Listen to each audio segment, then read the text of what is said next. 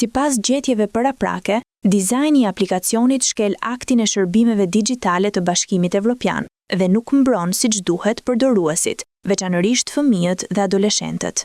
Komisioni thot se TikTok mbështetet në veçori që krijojnë varësi, si lëvizja pafund, e cila u shfaq përdoruesve për mbajtje të re pa ndërprerje, sa herë që rifreskohet ekrani. Sipas rregullatorëve evropian, këto elemente dizajni e vendosin trurin në një gjendje autopiloti dhe nxisin sjellje kompulsive, si hapja dhe shfletimi i vazhdueshëm i aplikacionit, shpesh pa vetdije për kohën që kalon. Gjetjet vijnë në një moment kur presioni ndaj platformave të mediave sociale po rritet ndjeshëm për shkak të kohës së gjatë para ekranit, sidomos tek përdoruesit e rinj.